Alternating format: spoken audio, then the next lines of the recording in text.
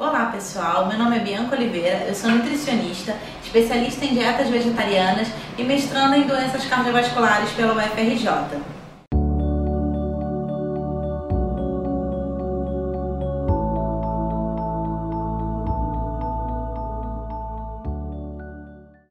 No vídeo anterior, nós falamos dos principais mecanismos da prevenção de doenças cardiovasculares através da plant-based diet, desde o consumo de fibra alimentar, fitoquímicos, a influência da microbiota intestinal e finalizamos com a inflamação.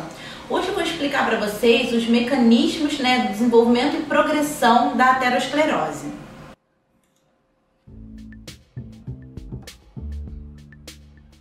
O processo de aterosclerose, ele se inicia com uma disfunção endotelial.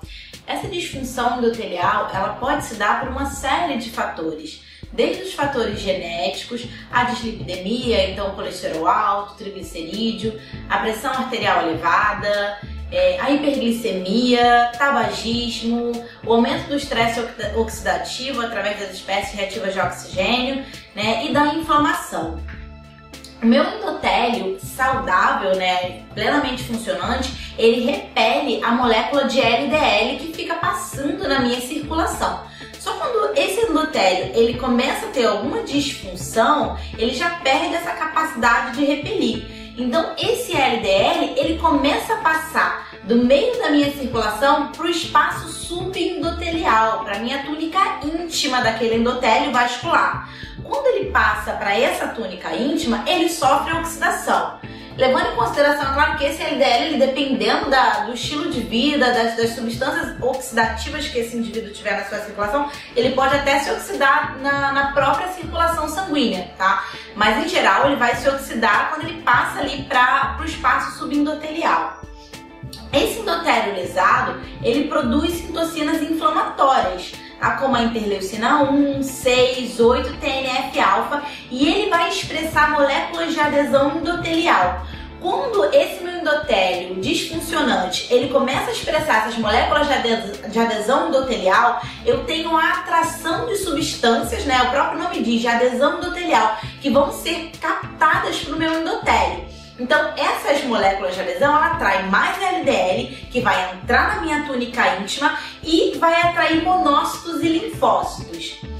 Esses monócitos, quando atraídos lá para a minha camada íntima, do meu endotélio vascular, eles vão se diferenciar em macrófagos para fagocitar essa LDL que se oxidou.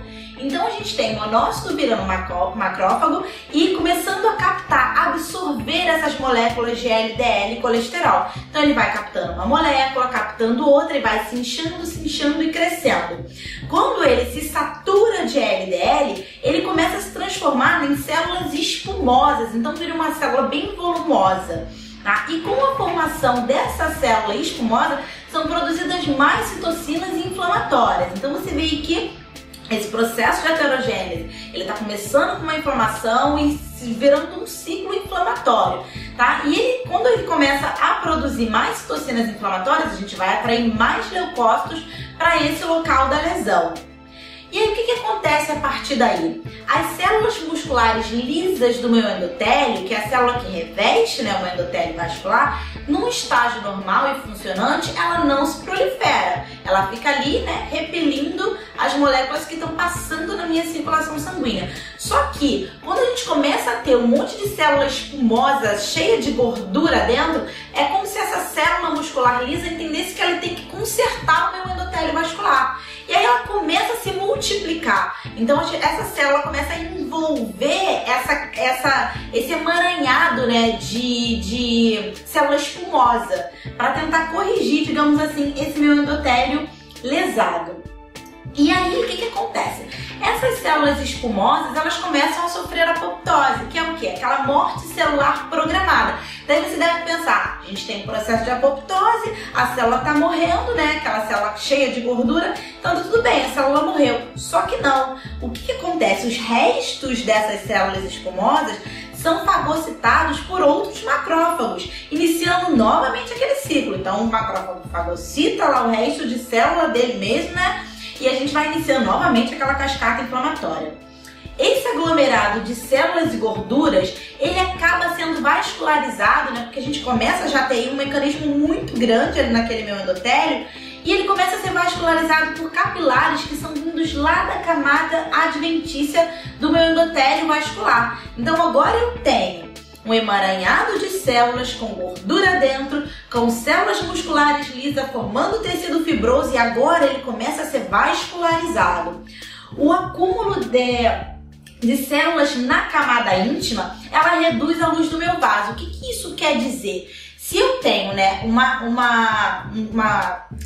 artéria onde eu tenho na sua camada subendotelial todo um emaranhado de células, de gordura, de tecido fibroso, né, a minha luz do vaso ela fica pequena. Imagina que você tem um cano ali e começa a se depositar uma série de coisas em alguma parte dele. Então eu tenho um espaço onde a minha circulação passava reduzido.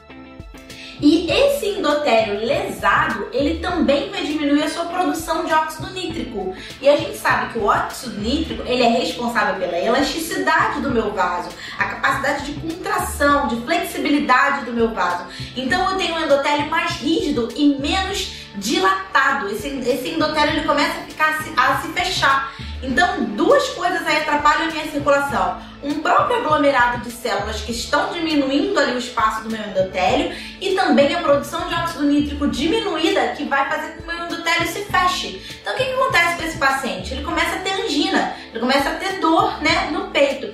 Então, aquela artéria, dependendo de onde ela irriga, vamos supor que seja uma artéria que está irrigando meu coração, eu tenho esse fluxo sanguíneo bem diminuído. Bom, esses capilares invasores ali, né, que começaram a vascularizar todo aquele emaranhado de células e fibrosa e tecido fibroso, ele pode permitir o extravasamento de sangue que estava ali naquela direção da placa, dentro daquele capilarzinho, para a luz do meu vaso. Então aquele capilar que está lá atravessando esse emaranhado, às vezes ele se rompe e aí passa sangue, né, daquele capilar para circulação. E o que o seu corpo vai entender com aquilo? Eu preciso tamponar. O que vai acontecer? Vão começar a chegar plaquetas para tamponar aquilo, formando o quê? Mais um emaranhado de células, e essa plaqueta ali começando a tamponar esse sangue vai fechar mais ainda a minha luz do vaso, formando ali um trombo. O que pode acontecer no final disso tudo? Um vaso mais fechadinho, com um emaranhado fechando o seu calibre, e agora eu tenho extravasamento de sangue para o meio da minha circulação e plaqueta chegando e tampando. Imagina que o espaço já era pequeno.